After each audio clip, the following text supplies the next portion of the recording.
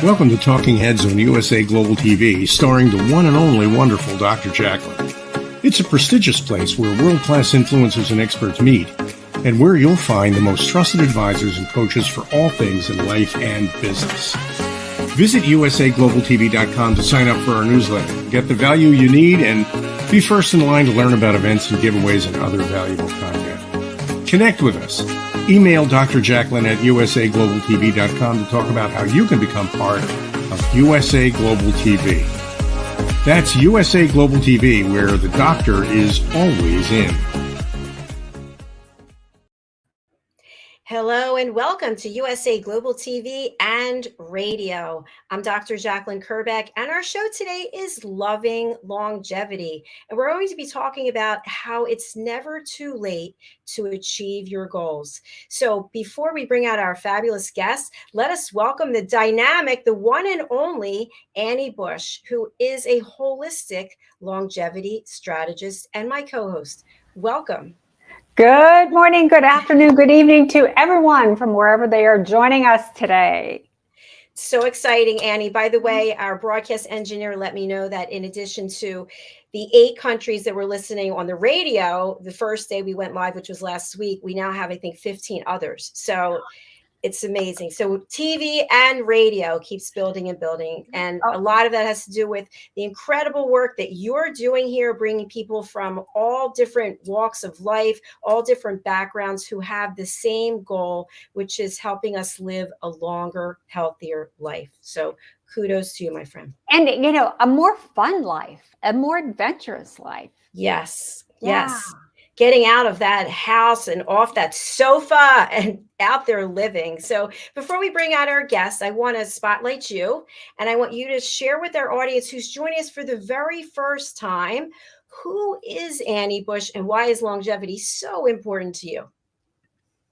Well, Annie Bush is a lady that has basically reinvented herself through every decade, I believe. I started out actually in a legal career, and I am still an attorney here in the state of Florida. But as my parents turned ill, they both got cancer, my focus switched from law into health and wellness and empowering everybody to learn as much as you can about your own health and your options. And coming up in the next few weeks, probably in about 3 or 4 weeks, we're going to start talking about DNA. Because your DNA is your blueprint as to how you were built. But so that's a little teaser for in the future. But I turned to being a health coach and a personal trainer and was focusing on fitness. And then that morphed into focusing on brain health, because without a healthy brain, you lose your personality, you lose your memory, you lose your connection to the world around you. And this then, you know, started, I reinvented myself. Well, your brain health is connected to how your body is aging. If your body is aging, it means your brain is aging. And this is what has gotten me to this point right now, as being a holistic longevity strategist. What does that mean? That means getting your body into the optimal health it can be today, so that it will sustain itself for all of its tomorrows. And if you've been following us at all, or if you're new, I am a firm believer in activating your own stem cells. And now, what are stem cells? Stem cells are cells that are little baby cells. And your body is full of them, especially when you're young. When you're young, you have tons of stem cells. And what do? Well, when you're little and you scrape a knee, it's the stem cells that were part of the army that would rush to where that scraped knee was to build the new skin. And so any part of your body that gets damaged or needs repair, the stem cells go to that site to do the repair. The issue is as we get older, we have fewer and fewer stem cells, and we get more toxic. And as we get more toxic and more inflamed, we get less and less stem cells. And then the ones we have don't move so quick anymore. So when you have an injury, it takes them longer to get there. And then when they get there, they kind of peter out and aren't able to do their job. Well, there's a gentleman by the name of David Schmidt who started LifeWave. And LifeWave is, don't underestimate this little patch that he created. He actually created it for the U.S. Navy. There's 10 years of research and 70 patents that are involved in this little patch. And you'll see that in the middle of it is a little crystal center. And what those crystals do is just like when the sunlight hits your skin and your skin turns those light waves into vitamin D, when your body heat hits this crystal matrix, it turns it into a light wave that goes into your body and stimulates your own stem cells. So the research shows that with 6 months of wear of this patch, you can reverse your cellular age by 8 years. So that means you wear the patch for 1 year, you're going to reduce your cellular age by 16 years, and it just keeps getting better and better. Younger cells equals healthier cells. So that's, and we're going to talk about the X49, which is the patch that stimulates the stem cells specifically in your muscles. Because today we're going to be talking about athletes that are in their 60s and 70s and 80s and 90s. And part of being a strong athlete is having strong muscles. So this patch will stimulate the stem cells in the muscles to help build muscle and preserve the muscle that you have. So that's what we're focusing on today, Dr. JACALYN, talking about exercise and moving and getting off the couch. Brilliant. And you know how much you and I both love to exercise. We haven't exercised together yet, but we're both big advocates. We're close enough. We can, you go halfway and I go halfway. Definitely. Well, I just want to let you know, as a result of our conversation, and then I'm going to bring out our guest, I stopped eating chocolate covered pretzels. Yay! I'll send Dr. Maroon a little note. Yeah, perfect. The influence that he had on you. Well, when someone calls you out on it live on television, you have to make a choice. But I want to bring out our guest you've brought to the platform. She is the author of this book, Never Too Late: Inspiration, Motivation, and Sage Advice from 7 later in life athletes. She is a writer, obviously an author, and a mental health professional. Let us bring Kate Champion to the show. Hi, Kate. Hi, so nice to meet you both. Thank you so much. It's fine. It's good to finally meet you. We've had some back and forth, so thank you for your patience too. It's been amazing. I stalked her.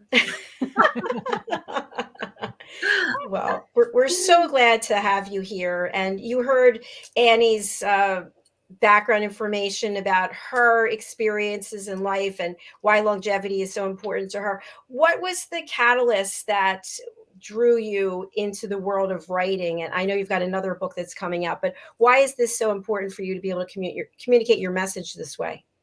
Yeah, I think that's a great question. So I am a mental health professional. I spent many years in kind of leadership positions in big community health organizations.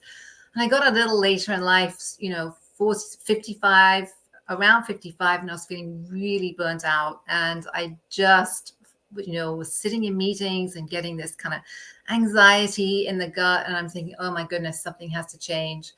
I've always been a runner, trail runner, hiker, backpacker. And I decided I wanted to do some longer backpacking trips. So I bought myself a backpack for my 55th birthday and did kind of a backpacking overnight 101 and just kind of loved it.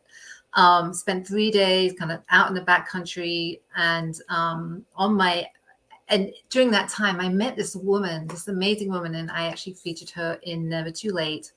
Her name was Yvonne, and she started backpacking at about 55. And at the time she was leading our group, and we sat down around the campfire one evening, and she was telling us her story, her journey, and how she kind of transitioned to this later in life.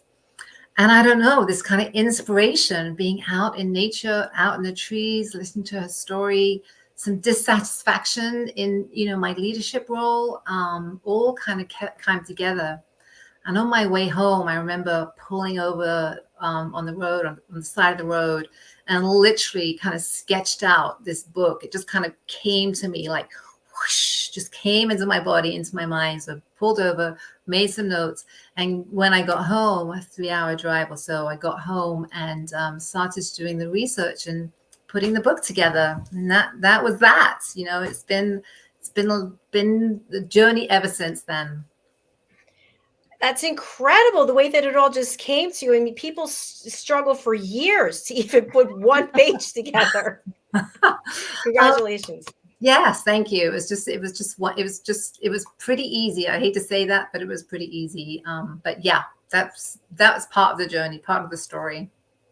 And I think you even put in your introduction, and we talked about this off screen, part of your inspiration too is that you wanted to learn the secret sauce after meeting Yvonne and that first experience, that you kind of wanted to learn the secret sauce to longevity too.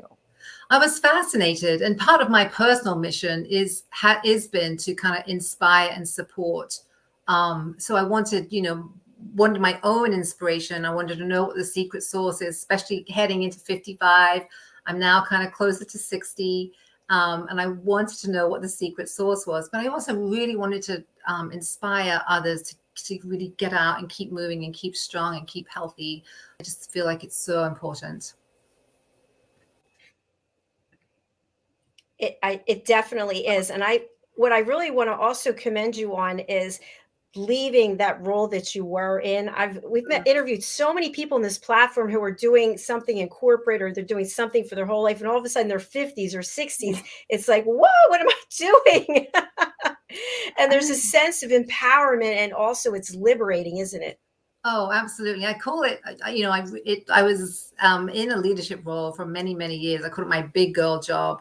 But you got all the benefits, all the money, all the blah, blah, blah, all the accolades, all the speeches, all of it. But there was just, again, something in my core that I just could not do it anymore. Just couldn't do it.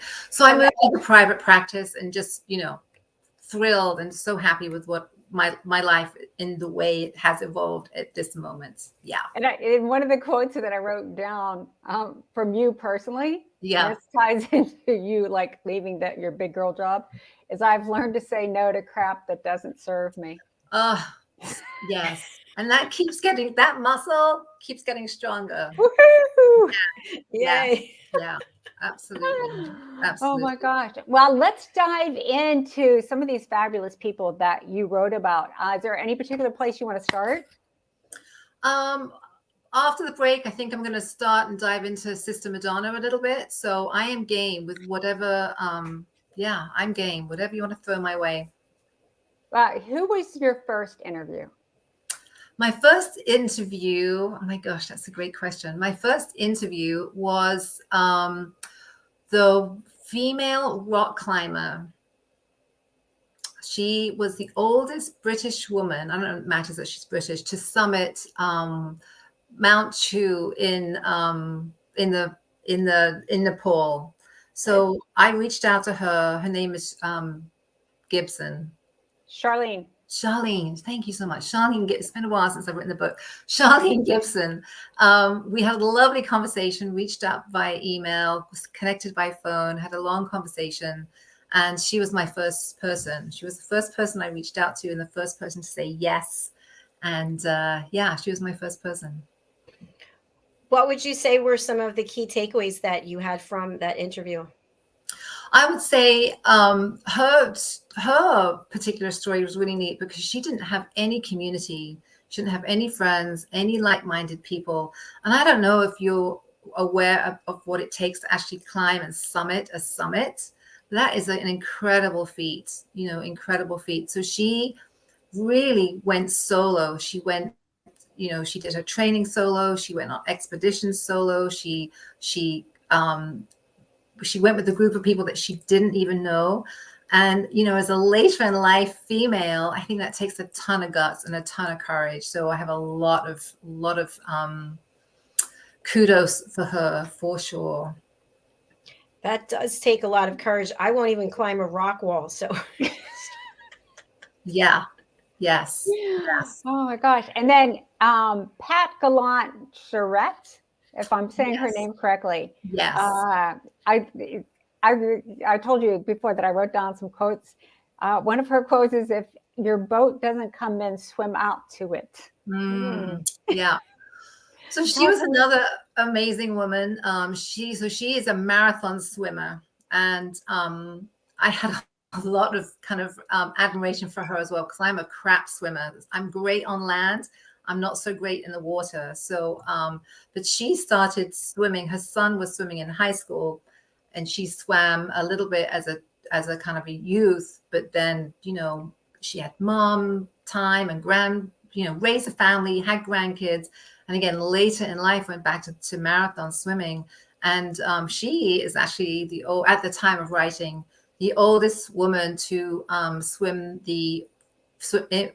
fastest woman to swim the English Channel at this point.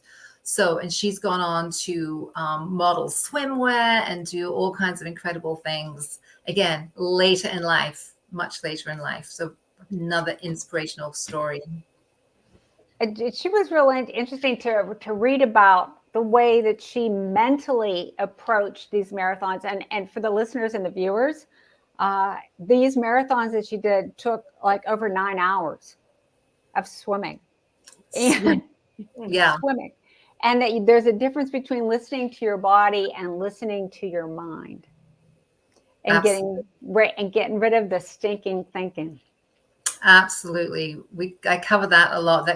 In my professional work as a psychotherapist, in my personal life, and then in my kind of coaching with others, we work a lot on that stinking thinking. So those are the little stinky, creepy thoughts that come in and say, oh, I can't do that, or I could never do that, or I can't get off the couch, or I'm too tired, or rah, rah, rah, rah, rah. Right? Those are just thoughts. They are not facts, folks. They are just thoughts, right? And if we can kind of navigate through those and kind of ask them to move to one side, we can really do a lot of things, really a lot of incredible things.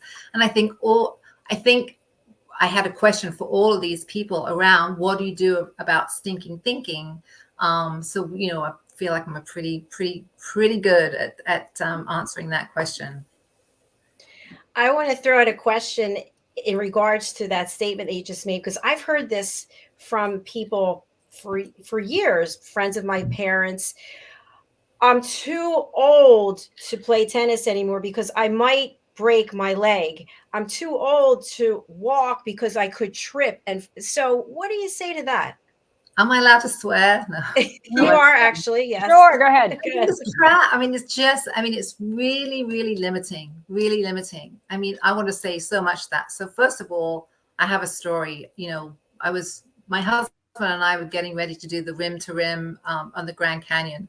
3 weeks, we were on a training hike kind of out in the back country, and I slipped. It wasn't even a glamorous fall. I slipped, shattered my wrist, right? So shattered the wrist out in the middle of nowhere, no cell service, 3 miles from the car. Sat on the trail. I knew there was something wrong. So, I have first aid training. I wrapped it between 2 sticks, literally 2 sticks and a bandana. And we hiked out of there. I took some Tylenol because it was pretty painful. We hiked out of there, went to the emergency room, got it fixed. But, we heal. The body heals, the skin heals, the bones heal. So what if you fall, right? So what if you have a bruise? It's okay, right? It's part of life. That's what it is to be human, is to move and use and even break the body, not too much, but a little bit. Bumps, bruises, cuts, scrapes. It's all good. We're not fragile, right? I laugh because people say, oh, I don't want to go a hike in the rain. I don't want to run in the rain. I say, why? Your skin is waterproof. Go do it. Go do it. You're not going to melt like the Wicked Witch of the West, right? Just go do it. Yeah. It's that idea of hormesis, that you put a little bit of the stress on the body makes the body stronger, actually. Yes. It's exposure to the elements, exposure to the cold.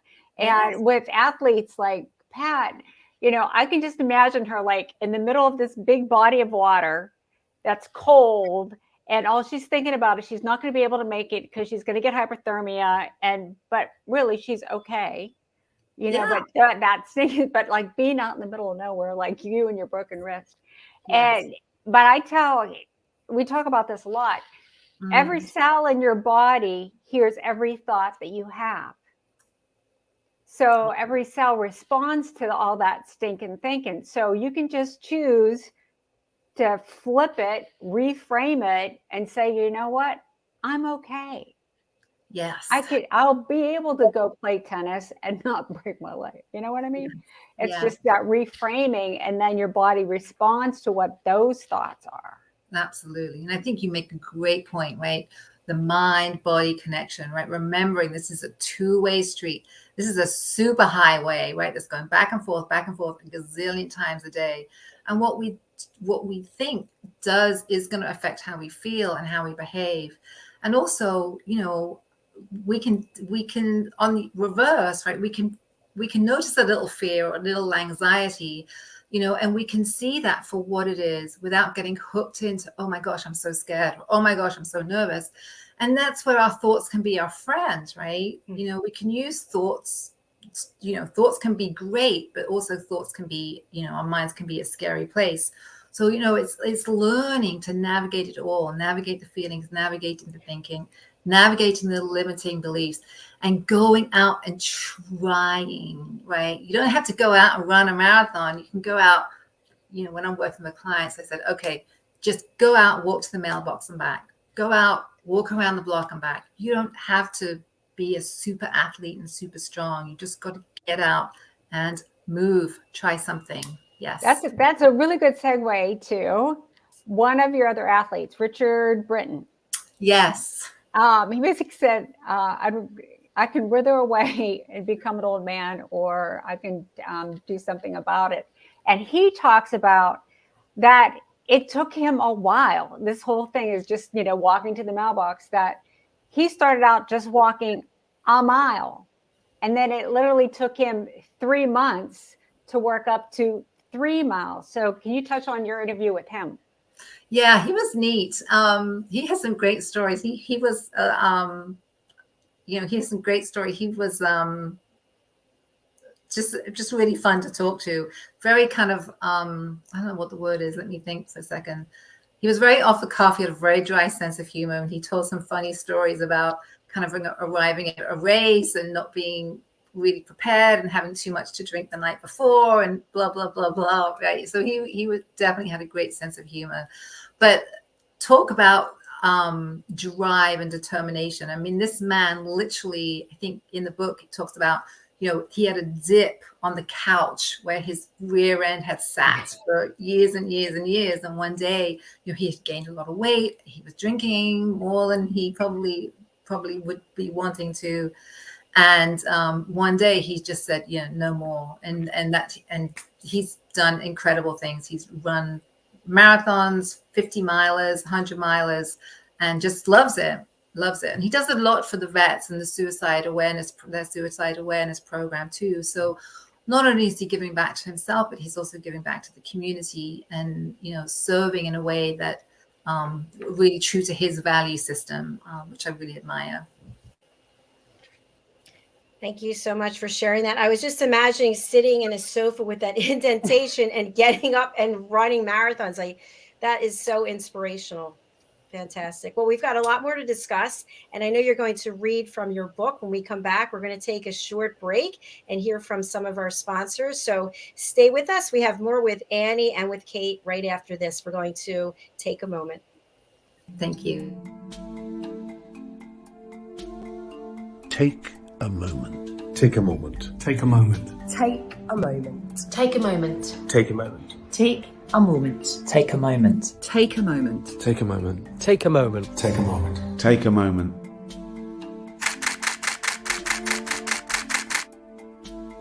So I've had the privilege of photographing some incredible people over the years, and during each shoot I've asked the subject to close their eyes and take themselves to a peaceful place just for a few seconds. I've found that this really helps to refresh the energy between the camera and the subject. They had an energy that was quite special and quite different from the rest of the shoot. The collection grew, and now it feels the right time to use it for something good. I think it'd be amazing if we could help to raise awareness and involve people in the discussion about mental health. So what we're asking to do is for everyone to upload their own self-portraits. All of these portraits will become part of a massive artwork. I'm really excited to see this project go from hundreds of pictures to thousands of pictures. Essentially, an ever-evolving artwork that says we're all in this together. Close your eyes and take a moment.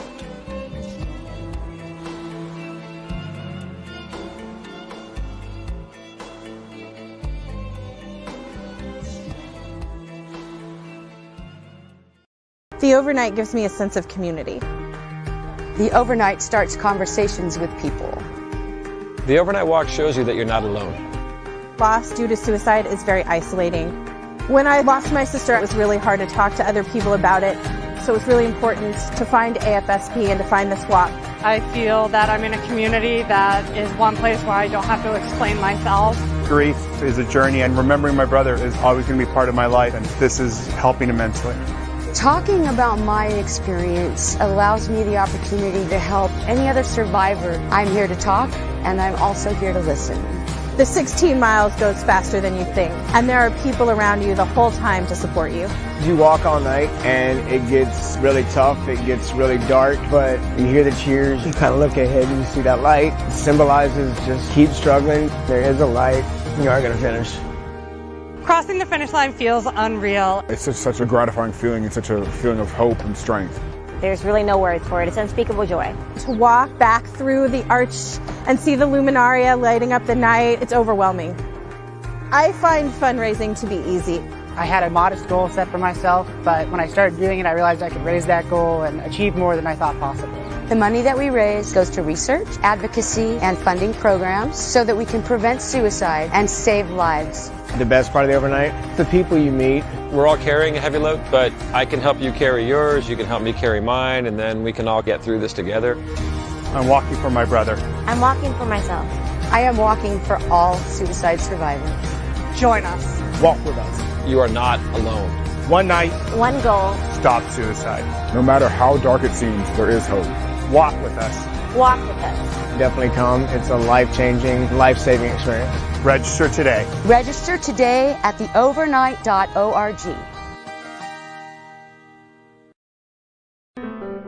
Hello, boys and girls, and welcome to Story Garden. Your host, Diane Boehm. I'm so happy to have you here today. Diane Floyd Boehm tells wonderful stories that warm the heart, spark the imagination, and unite people and families across generations. For children, Diane's Harry the Camel connects with all of us who've ever wondered how different our lives might have been if only we'd been born something better, like a wonderful horse instead of an ordinary camel. In the end, we all learn along with Harry that there's nothing better than just being yourself. Diane's Little Girl in the Moon looks down on earthbound children and wonders if they know she's just like them.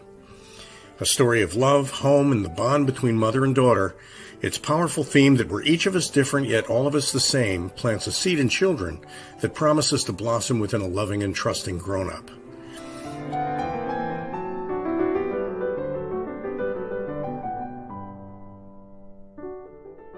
Diane's new biography, Rise, recounts the experiences of her grandmother, Ruby, to reveal the hidden strength of the human spirit. Ruby's story inspires all of us to become the best versions of ourselves. You'll find all of Diane's delightful books and much more at DianeFloydBoehm.com. Visit DianeFloydBoehm.com. That's DianeFloydBoehm.com.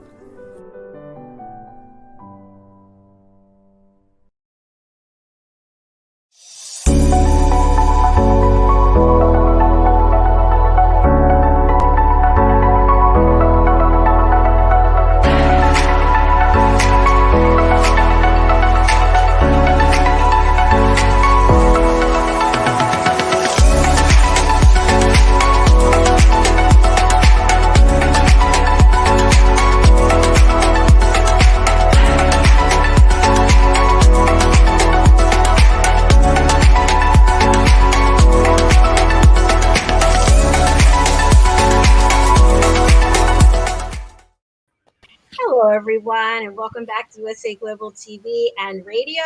Our show today is Loving Longevity. I am joined by Annie Bush and our guest, Kate Champion. She is the author of this fabulous book, Never Too Late. And Annie, I know you've got some additional questions, and Kate, you're going to be reading for us as well. Yes, I had one last question about Richard Britton. He had made a quote or statement that that when he was training and racing, that people focus too much on the time element. You know, it's like what Dr. JACALYN touched on. If I do this, I'm not going to be able to succeed. You know, if I do a 5K, am I going to do it in under whatever amount of time? And he basically said, don't focus on the time. It's basically what we know is focus on the process and not getting attached to the outcome. Absolutely. Yes. And I found that to be true over and over again, not only in my personal life, but I have a couple of groups and websites for later in life athletes, and that theme comes up over and over again. It's about getting out there and doing it and not worrying about, the time or the speed or the person next to you. Is really trying to get out of that kind of comparison trap that we all seem to fall into. It's just getting out there, showing up at the starting line and just enjoying the process, and then giving yourself a big pat on the back when you get to that finish line, whatever that is, whether it's a mile, 10 miles, it's the hike, a walk around the lake, it doesn't matter, but just getting out there and doing it. Don't worry about times. Yeah, for sure. Yeah. It's just like just really enjoying it, because if you don't enjoy it first, then it becomes work from the start, I think. Absolutely. I was listening to a podcast the other day on longevity and aging, and the gentleman was talking, and he was an exercise physiologist, and he was talking about what's the best exercise. And he said, it doesn't really matter. There's no best exercise. Just do what you like. That's the key. Do what you enjoy. Do what you like. Don't get caught up in the 5 best this or this is the best that. It's just get out there and do what you enjoy. And I thought that was great sage advice. And there's a chemical reason for that, because if what you're doing is causing you stress, you're raising your cortisol levels, which is the stress hormone, and you're kind of defeating the purpose of exercising, which should be raising your endorphins and your good feeling neurotransmitters, versus creating cortisol, which is a negative neurotransmitter, and they're kind of doing this. Yeah. And I actually might even add another layer to that, so as a therapist, I work a lot with kind of brain science and neurochemistry and things like that. So when you're moving towards doing something that you enjoy, you're actually going to get a little more of that dopamine, right? And that dopamine is the feel-good hormone, but it's also the hormone that is going to make us do it again next time, right? So that little habit there kind of stacks on each other. You do something you enjoy for a little while. You do it for enough time that it feels good. You're getting that little dopamine bump. And then when you go to put your shoes on again tomorrow, you're gonna be riding that little dopamine wave, which is going to allow you to propel you into kind of doing it again and again and again. And then pretty soon you have a habit built. And that's the way the brain works. We have these things, and these chemicals don't run out just because you're 50 or 60 or 70, right? They only stop when you're 6 feet under. That's the only time they stop, right? They keep going. And they keep reproducing. We don't have a limited supply of these things, right? They keep reproducing all the time. When we're sleeping at night, our little tanks get filled up again, right, for the next day. So, yeah. I love that. Yeah, we had Dr. Joseph Maroon on a few weeks ago, and we talked about that very thing, that what happens to a lot of people is they get that dopamine bump from things like sugar and food, rather than from things like exercise and going out into nature and breathing in the fresh air and enjoying the sunshine and just getting folks to shift. Yeah, absolutely. Yes, definitely. Yeah. So that is actually, I don't know if I can say this, but this is actually the component of my next book, You Are Limitless, is all about that connection, right? The power of nature, the power of getting outside and what that does to the mind and the body, adding the power of movement. And then I focus people who have used both of those things, nature and movement, in their healing journeys, right? So healing from anxiety, healing from addiction, healing from post-traumatic stress disorder. There's a gentleman healing who's been healing from a stroke. And again, some people later in life and some people early in life, kind of midlife. But bringing those threads together, I think it's really important. So that's my next book. Yeah. That's exciting. Well, we'd love to hear you read from this book. Absolutely. So I think what I will do is give you just a little bit of taste of my phone call with Sister Madonna. I didn't think, because, this is my first book. I didn't know anybody. Wasn't an author at the time, and really had some anxiety, some nervousness about connecting with her. So this is a little snippet of my phone call with this Sister Madonna, our first conversation. Sister Madonna answered the phone. At 87 years old, she was sharp as a tack, no messing around. She jumped straight into the conversation, asking me about my methods, experience as a writer, and details about my publisher. I responded like a bumbling buffoon, all tongue-tied with ums and ahs, and honestly, it was painful. Then when I managed to spit out that, in fact, I was self-publishing, and at the time, this was my first book project, there was just a bit too much silence. For a moment, I thought the conversation was dead in the water. Of course, Sister Madonna was nothing but gracious. We found a commonality as we shared stories about other marathon swimmers. Specifically, Sister Madonna shared about how inspirational the book Diana Nyad's story was about her lifetime dream of swimming from Cuba to Florida. After 5 attempts, Diana completed the swim, and she was 62 years old. Sister Madonna seamlessly steered the conversation towards my first question about must-read books. Pretty soon, with all her wonderful stories, laughter, and infectious energy, we soon fell into a comfortable flow. Wow. I wanted to pull up her picture. Let me just take down this comment. And I believe she's now 91 and still competing. Yes, she is. She is. Yes, still completing in 91 years young. Yeah, incredible woman. Incredible woman. And she entered her first competition after she was 50. Yes. So the one thing that I found with a lot of your athletes, they didn't really start until they were over 50. They were all later, and that was part of the purpose of the book. They were all later in life athletes. They were all they weren't athletes in their youth, and they hadn't been professionals. They're real life people with real inspirational stories who all started later in life. Yeah. Yes. But that was very important to me. And go ahead, Dr. JACALYN. I was just going to, and when you were speaking with them, interviewing them, did they share that they had to do a complete overhaul of their life? I mean, with the one gentleman, I know he had to get off the couch and stop drinking, but did they have to do a complete, 360, which is what really some people become so overwhelmed by that in of itself? Yeah, that's a great question.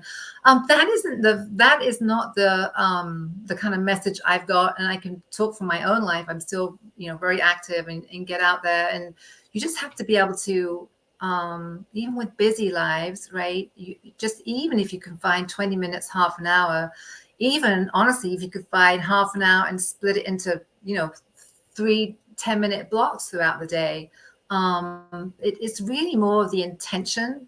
Not so much. It doesn't have to take up kind of gobs and gobs of time and space.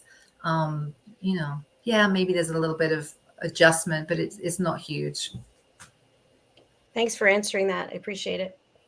Yeah. And we had talked about using exercise and nature for healing. And I believe it was Annie Crispino Taylor that actually went through cancer during the time that she was training and competing. Yes. Yeah. So Annie was actually the inspiration after talking to Annie and the her healing journey through cancer. She had a mouth kind of throat cancer that was very severe, and with as part of her healing process, she continued to run trail runs, ultra marathons. She's a kind of 100 miler lady. Again, later in life.